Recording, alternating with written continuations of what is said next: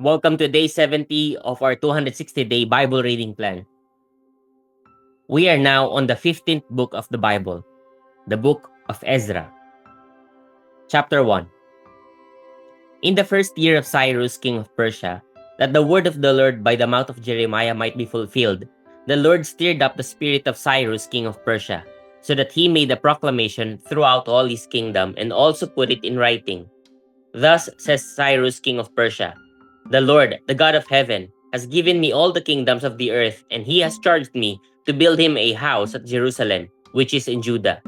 Whoever is among you of all his people, may his God be with him, and let him go up to Jerusalem, which is in Judah, and rebuild the house of the Lord, the God of Israel. He is the God who is in Jerusalem.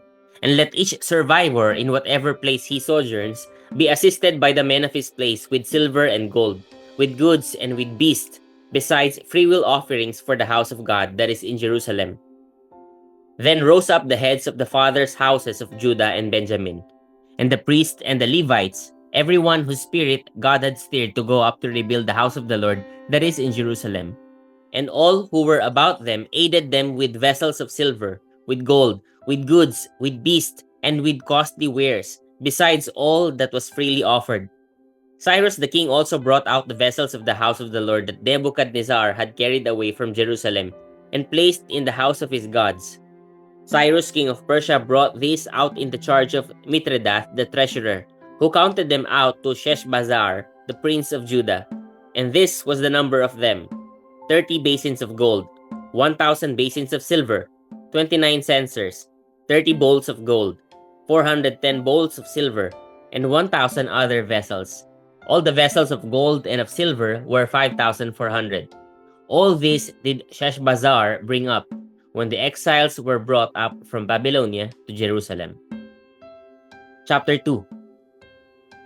Now these were the people of the province who came up out of the captivity of those exiles whom Nebuchadnezzar the king of Babylon had carried captive to Babylonia. They returned to Jerusalem and Judah, each to his own town. They came with Zerubbabel, Jeshua, Nehemiah, Seraiah, Reeliah, Mordecai, Bilshan, Mispar, Bigvai, Rehum, and Baana. The number of the men of the people of Israel, the sons of Parosh, 2,172. The sons of Shephatiah, 372. The sons of Era, 775. The sons of Pahath Moab, namely the sons of Jeshua and Joab, 2,812. The sons of Elam, 1,254.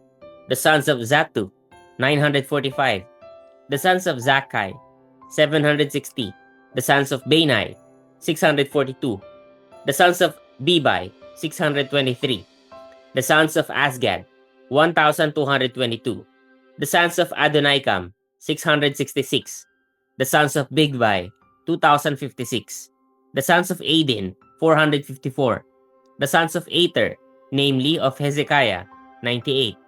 The sons of Bezai, 323. The sons of Jorah, 112. The sons of Hashem, 223. The sons of Gibar, 95. The sons of Bethlehem, 123. The men of Netophah, 56. The men of Anathoth, 128. The sons of Asmaveth, 42. The sons of Kiriath Arim, Kephira, and Beeroth, 743. The sons of Ramah and Geba, 621. The men of Michmas, 122. The men of Bethel and Ai, 223. The sons of Nebo, 52. The sons of Magbish, 156. The sons of the other Elam, 1,254. The sons of Harim, 320. The sons of Lod, Hadid, and Ono, 725. The sons of Jericho, 345. The sons of Senaiah, 3,630. The priests, the sons of Jedaiah of the house of Jeshua, 973. The sons of Immer, 1,052. The sons of Pashur, 1,247. The sons of Harim, 1,017. The Levites, the sons of Jeshua and Kadmiel, of the sons of Hodaviah, 74. The singers, the sons of Asaph, 128. The sons of the gatekeepers, the sons of Shallum, the sons of Ater, the sons of Tammon, the sons of Akub, the sons of Hatita, and the sons of Shobai, in all 139. The temple servants, the sons of Ziha, the sons of Hasufa, the sons of Tabaoth, the sons of Kiros, the sons of Sayaha, the sons of Padon, the sons of Lebana, the sons of Hagaba, the sons of Akub, the sons of Hagab, the sons of Shamlai, the sons of Hanan, the sons of Gidel, the sons of Gehar, the sons of Reaiah, the sons of Rezin, the sons of Nekoda, the sons of Gazam, the sons of Uzzah, the sons of Paseah, the sons of Besai, the sons of Asna, the sons of Meunim, the sons of Nephilim, the sons of Bakbuk, the sons of Hakupha, the sons of Harhur, the sons of Bazluth, the sons of Mehida, the sons of Harsha, the sons of Barkos, the sons of Sisera, the sons of Tima, the sons of Neziah, and the sons of Hatipha. The sons of Solomon's servants, the sons of Sotai, the sons of Asophereth, the sons of Peruda, the sons of Jela, the sons of Darkon, the sons of Gidel, the sons of Shephatiah, the sons of Hatil, the sons of Pokereth Hazibaim, and the sons of Amai. All the temple servants and the sons of Solomon's servants were 392. The following were those who came up from Tel Mela, Tel Harsha, Kerub, Adan, and Immer, though they could not prove their fathers' houses or their descent, whether they belonged to Israel. The sons of Delaiah, the sons of Tobiah, the sons of Nekoda, 652. Also, of the sons of the priest, the sons of Habiah, the sons of Hakkoz, and the sons of Barzillai, who had taken a wife from the daughters of Barzillai the Gileadite, and was called by their name. This sought their registration among those enrolled in the genealogies, but they were not found there, and so they were excluded from the priesthood as unclean.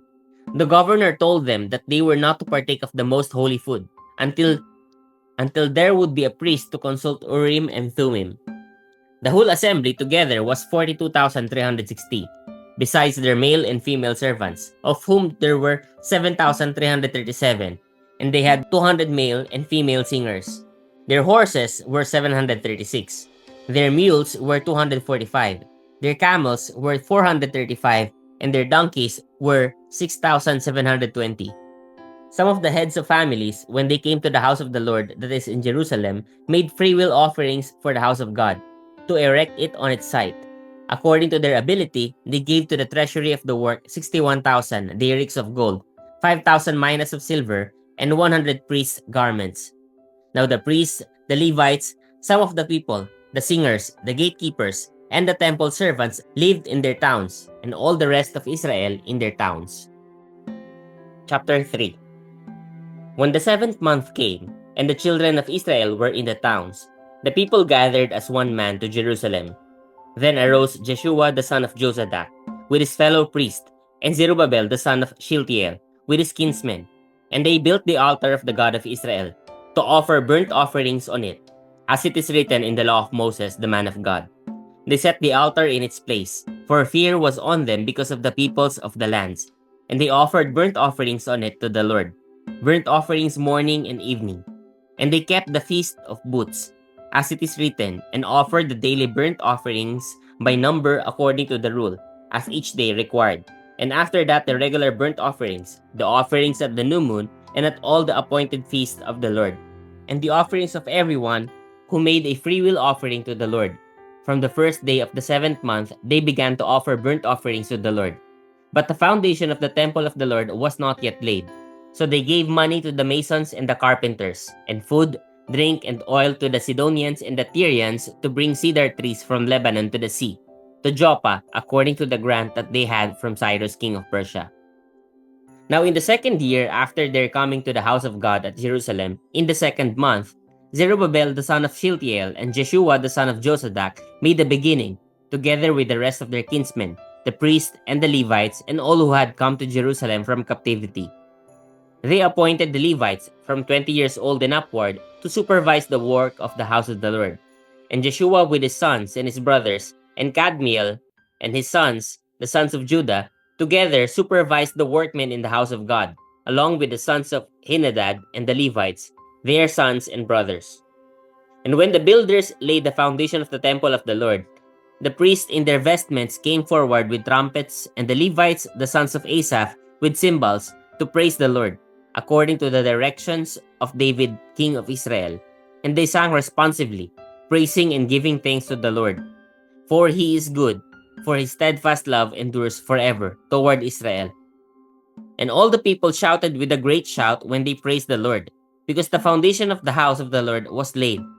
But many of the priests and Levites and heads of fathers' houses, old men who had seen the first house, wept with a loud voice when they saw the foundation of this house being laid, though many shouted aloud for joy, so that the people could not distinguish the sound of the joyful shout from the sound of the people's weeping.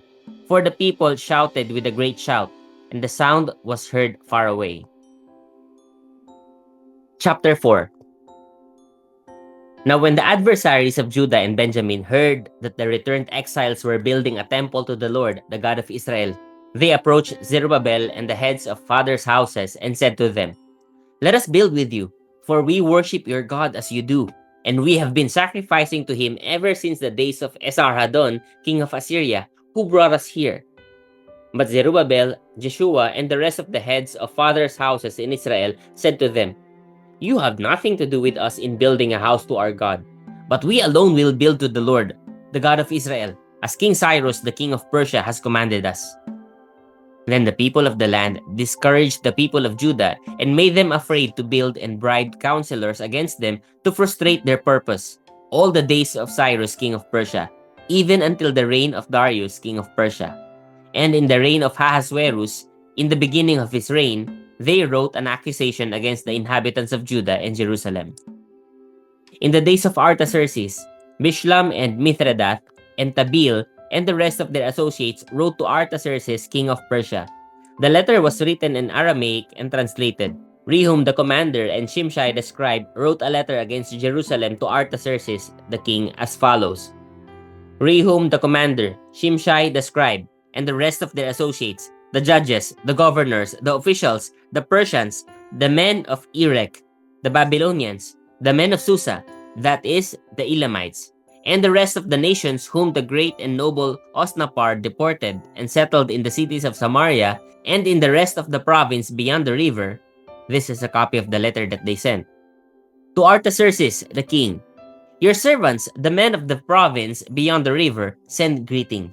And now, be it known to the king that the Jews who came up from you to us have gone to Jerusalem. They are rebuilding that rebellious and wicked city. They are finishing the walls and repairing the foundations. Now be it known to the king that if this city is rebuilt and the walls finished, they will not pay tribute, custom, or toll, and the royal revenue will be impaired. Now because we eat the salt of the palace and it is not fitting for us to witness the king's dishonor, therefore we sent and informed the king, in order that search may be made in the book of the records of your fathers. You will find in the book of the records and learn that the city is a rebellious city, hurtful to kings and provinces, and that sedition was stirred up in it from of old. That was why city was laid waste. We make known to the king that if this city is rebuilt and its walls finished, you will then have no possession in the province beyond the river. The king sent an answer. To Rehum the commander and Shimshai the scribe and the rest of their associates who live in Samaria and in the rest of the province beyond the river. Greeting. And now the letter that you sent to us has been plainly read before me. And I made a decree, and search has been made, and it has been found that this city from of old has risen against kings, and that rebellion and sedition have been made in it. And mighty kings have been over Jerusalem, who ruled over the whole province beyond the river, to whom tribute, custom, and toll were paid. Therefore, make a decree that these men be made to cease, and that this city be not rebuilt until a decree is made by me. And take care not to be slack in this matter. Why should damage grow to the hurt of the king? Then, when the copy of King Artaxerxes' letter was read before Rehum and Shimshai the scribe and their associates, they went in haste to the Jews at Jerusalem and by force and power made them cease. Then the work on the house of God that is in Jerusalem stopped, and it ceased until the second year of the reign of Darius, king of Persia. Chapter 5. Now the prophets, Haggai and Zechariah, the son of Iddo, prophesied to the Jews who were in Judah and Jerusalem, in the name of the God of Israel who was over them. Then Zerubbabel the son of Shealtiel and Jeshua the son of Josadak arose and began to rebuild the house of God that is in Jerusalem, and the prophets of God were with them, supporting them. At the same time, Tattenai, the governor of the province beyond the river, and Shether-Bozenai and their associates came to them and spoke to them thus, "Who gave you a decree to build this house and to finish the structure?" They also asked them this, "What are the names of the men who are building this building?"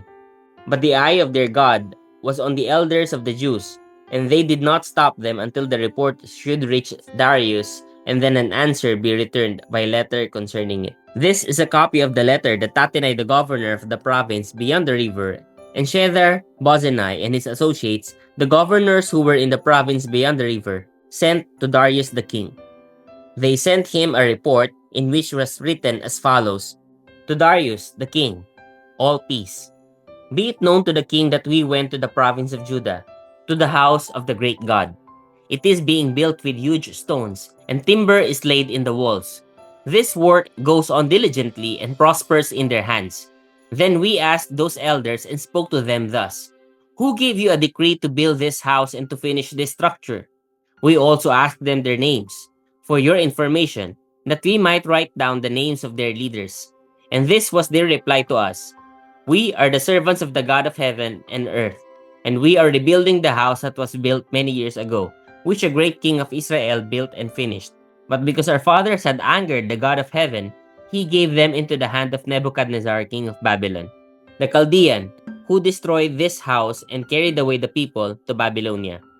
However, in the first year of Cyrus, king of Babylon, Cyrus the king made a decree that this house of God should be rebuilt, and the gold and silver vessels of the house of God, which Nebuchadnezzar had taken out of the temple that was in Jerusalem and brought into the temple of Babylon, this Cyrus the king took out of the temple of Babylon, and they were delivered to one whose name was Sheshbazzar, whom he had made governor. And he said to him, "Take these vessels, go out and put them in the temple that is in Jerusalem, and let the house of God be rebuilt on its site." Then its Sheshbazzar came and laid the foundations of the house of God that is in Jerusalem. And from that time until now, it has been in building, and it is not yet finished. Therefore, if it seems good to the king, let search be made in the royal archives there in Babylon, to see whether a decree was issued by Cyrus the king for the rebuilding of this house of God in Jerusalem, and let the king send us his pleasure in this matter. Chapter 6. Then Darius the king made a decree, and search was made in Babylonia, in the house of the archives where the documents were stored. And in Ecbatana, the citadel that is in the province of Media, a scroll was found on which this was written: A record.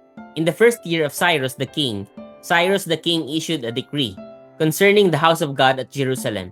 Let the house be rebuilt, the place where sacrifices were offered, and let its foundations be retained.